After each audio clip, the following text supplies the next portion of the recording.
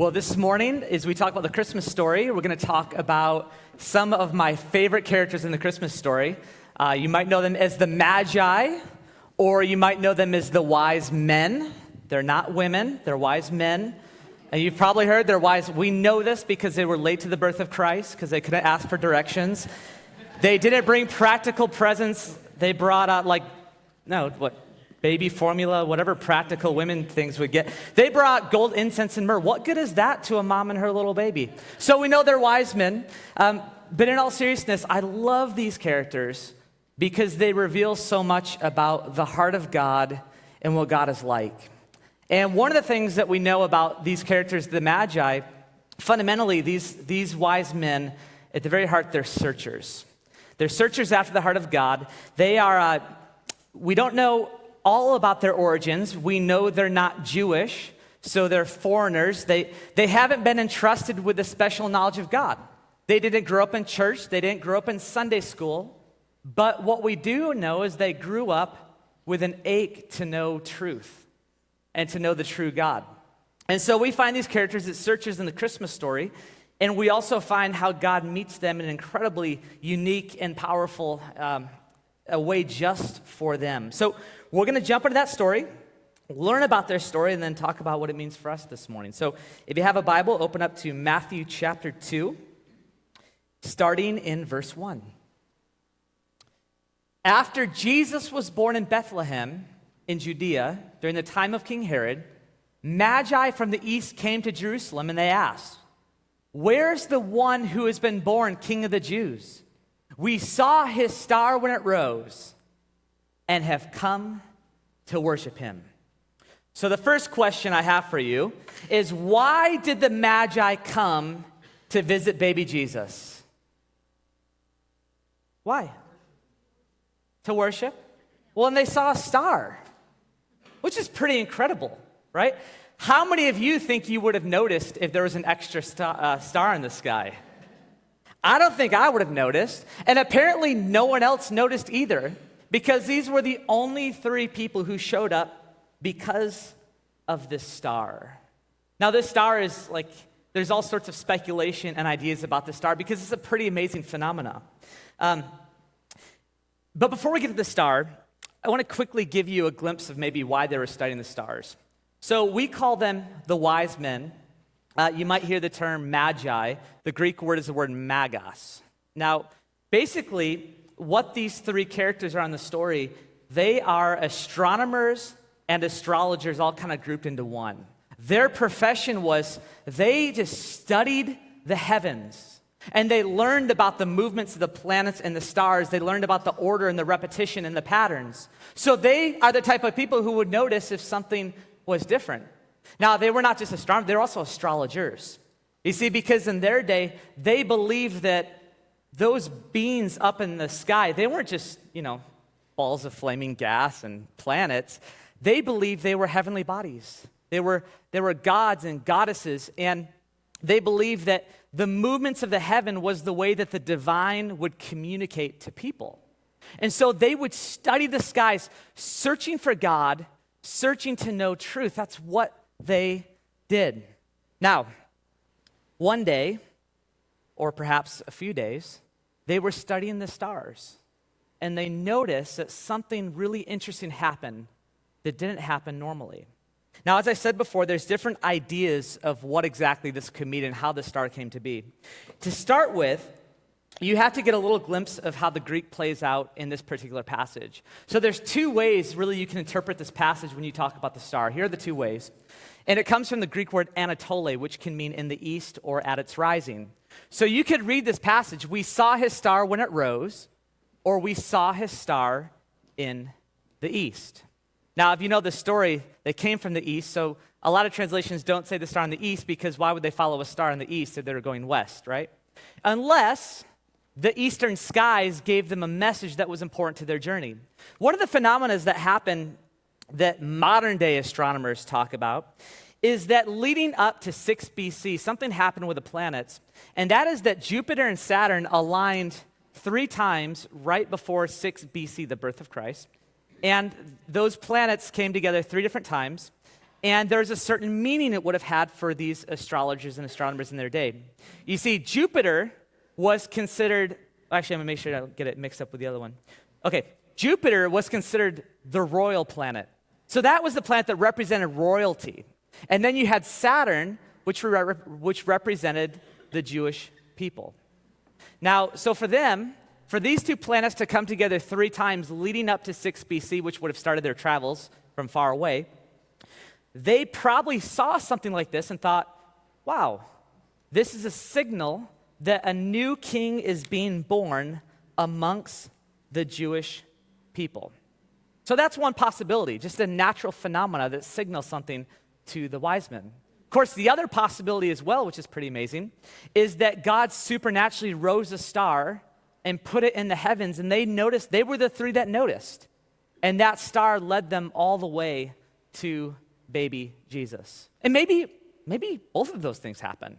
Maybe the planets align, maybe God put a star. In either case, it's a pretty amazing story, right? I mean, on one hand, if God puts a star in the sky, for us it looks like a little Christmas light, but a star is 1,000,000 times larger than planet Earth.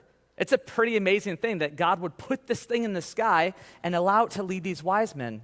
On the other hand, I think the other thing is even more amazing, is that somehow God, when he made creation, he put all the planets in line, everything was moving, and God set it up so that when he knew that his son would be born, the planets would come together and would make a sign for these 3 wise men. Whatever it is, I'm not sure exactly what that star was about, but it meant something to these 3 wise men. Because like I said, they're not Jewish, but they traveled miles and miles on probably a donkey or a camel to worship this little king of the Jews. But the thing is, just the birth of the king of the Jews wouldn't signal these foreigners to come. There was something about this star that signaled to these men who were searching that this little baby born is not just the king of the Jews. There's something cosmic and beautiful about this baby. So the wise men came and they traveled to Jerusalem. Now, was Jesus born in Jerusalem? A Bible knowledge question. No? Okay, no one says yes. That's fantastic. Because Jesus was not born in Jerusalem.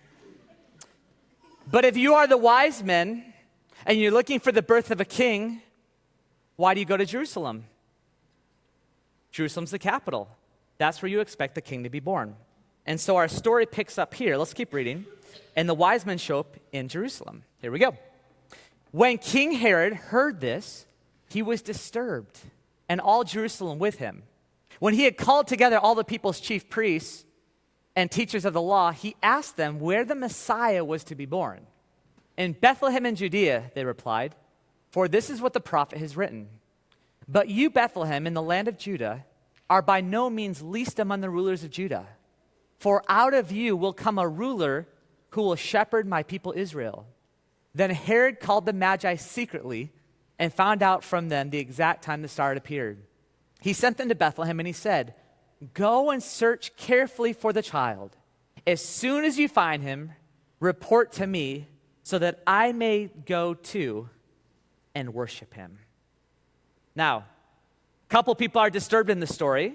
King Herod is disturbed, which makes sense because he's the king of the Jews. And if you know some history, King Herod was a madman. He was always very anxious that people would turn on him, so he killed his own family members whenever he expected that they might turn on him. And so we know he's not going to worship Jesus. He wants to go kill Jesus, which is kind of interesting to me that he sought divine prophecy from God to go kill God's son. So King Herod is disturbed. It also says that Jerusalem is disturbed. Now, why would Jerusalem be disturbed? Because wouldn't it be good news that the real king is being born? Think about it like this. What if a group of foreigners showed up in our capital claiming that a new president was born?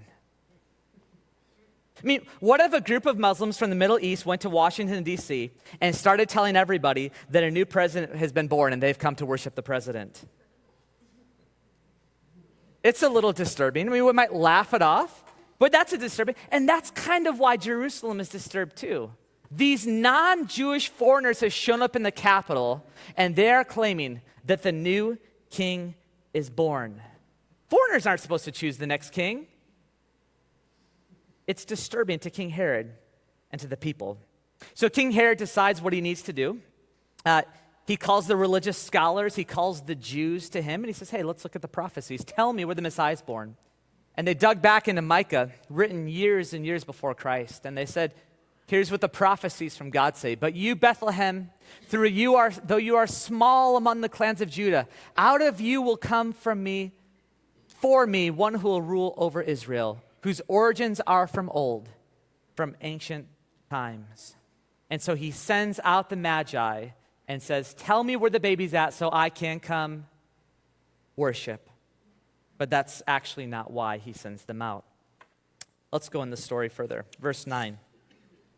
Here we go.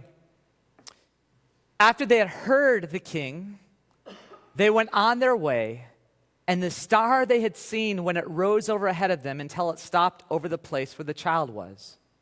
When they saw the star, they were overjoyed. On coming to the house, they saw the child with his mother Mary, and they bowed down and they worshiped him. Then they opened their treasures and presented him with gifts of gold and frankincense and myrrh. And having been warned in a dream not to go back to Herod, they returned to their country by another route. So some of the first worshipers in the story of Jesus is a group of foreigners who traveled from a far, far land. And when they came, they worshiped. They brought their best treasures. They brought treasures fit for a king: gold, frankincense, and myrrh. I think it's interesting, when I look at this story, you have this contrast of characters in the story, right? On one hand, you have King Herod. He's surrounded by the Jewish people and their culture. And he uses the scriptures and the prophecies so that he can accomplish what he wants to do, namely secure his power on the throne and kill off any threats. So you have King Herod, right? But on the other hand, you have the Magi, foreigners, non-Jewish, but they're touched by what they see in the skies, and they come before the King of Kings. And when they come before this little baby, they bow down, they worship, and they offer him their very best, which is what worship is about. So why is it that King Herod can come before? He thinks this child, whoa, I just squeaked. I'm not even in puberty anymore. Wow. Tad, that's so you feel better when it happens to you soon. Oh my goodness. Lost my train of thought. Where was I? Can you guys tell me? What? They bow down and they worship. My goodness. Well, that'll throw a curve. What's that? King Herod. The Magi. Okay. Hold on. There's always, did you know whenever this happens, you pause, take a sip of coffee, think.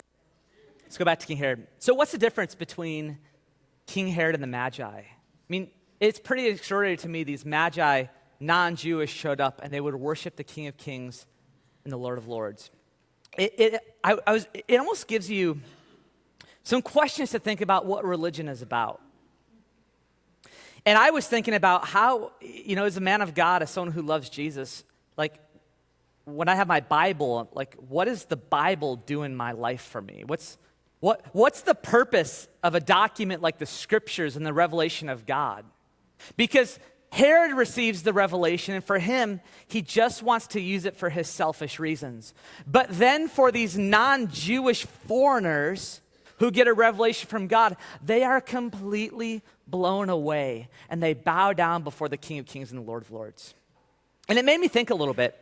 Sometimes, as we're here this morning, sometimes religion can be used as a tool that just makes us comfortable. You know what I'm saying? Religion, sometimes we'll use the scriptures and religion to reinforce our opinions, to reinforce our political perspectives, to justify my view of the world, right? I mean, all sorts of people will argue about religion and the Bible and exactly what it says. But what's really interesting is I've been studying, when you look at how the Jews at the time of Jesus understood the Bible, they didn't view religion and the Bible as a weapon to prove they were right and to prove other people were wrong. Now, I'm not saying the Bible shouldn't be used for truth, so don't hear me wrong. But when they looked at the scriptures, and what I see in this story is that for them, the scriptures were like the starting point of a conversation with God. And so the Bible is not meant to pigeonhole you and make your worldview smaller. It's meant to show you that God is even bigger. The more that you learn about who God is, the more you learn about what you don't understand about him. And the true way of religion is that you're meant to go in awe. You know that religion is true and pure when your perspective of God leads you to your knees into worship because you think it is unbelievable, this God that is out there. Does that make sense? You hear me? Because for Herod, right, he didn't have awe. Herod wasn't searching to know God and to know truth. Herod just wanted to use the scriptures and the prophecy for his own good to reinforce what he wanted to do. But these magi, they were blown away by this God. Why? These magi, who were they? They were searchers. I mean, you think about it. They didn't grow up in church, but man, they were so hungry day after day. They stared and studied at the sky so much that they were the only 3 people on planet Earth to notice that God did something different up in the heavens. And because they searched and because they were hungry, when they came before Jesus, there was no question of, all right, here's the King of Kings and the Lord of Lords. What should we do? They were just amazed. All they could do is worship. See, worship is a response to being in awe of the God that we serve. And that was them. I'm going to end with this thought here, and then we're going to spend some time in worship together. One of the stories that I love in the Old Testament is the story of Moses and the burning bush. And you might know that Moses was out traveling, and then he's out in the wilderness, and he sees this burning bush. And this is a popular story in the Jewish culture, right? And so what happens is, from this story, all these Jewish theologians and scholars and just spiritual seekers, you can find so much writing on the burning bush and so many different ideas. And they would debate about how God used the burning bush, what was going on. But this is what one of the ancient rabbis had said about that story, and it makes sense. It's really cool, and it makes sense in Christmas here. This is what it says. I'm going to just read it to you, so I'll mess it up. Some of the ancient rabbis say, that the bush didn't suddenly start burning when Moses came upon it. It had been burning the whole time. Moses was simply moving slowly enough and paying attention to actually notice it. Here's a message for Christmas. Are you moving so fast? Are you so stressed and distracted? Your head down reading your latest text messages and news and email that you're passing burning bushes all day. Whatever it is you find yourself in the midst of any given day, from the laundry and the meetings and the traffic to the class and answering emails and driving kids around, I want you to learn this Christmas to slow down and notice what God has put around you. God put a star in the heavens for these 3, but God is doing things every day just for you. Things that aren't designed for anybody else, but he designs them for you. Because God is active and God is present. He's doing those things so that we can be in awe of him. And then when we come together on worship on Sunday, we just celebrate and respond to the amazing God that we have. So with that, may this Christmas, may you slow down, May you seek, may you search. I pray that God will show you in his special way how awesome he is and how much he loves you. Let's pray. God, thank you. You are so good. And Lord, I thank you that you have revealed yourself to us through Jesus Christ. That you have shown us what true love is. You have shown us the path of salvation. And Lord, I thank you that you are even so much more than what you've already shown us, God. And I pray, Lord, that as your people, you would open up our hearts, you would open up our minds, and you would make us a people who are in awe. Lord, because when we're in awe of you, all we can do is worship. We don't have to force ourselves to worship. We just do it. So Lord, this Christmas, we offer ourselves to you. Lord, would you show yourselves to us and open up our hearts? We love you so much. In your name we pray. Amen.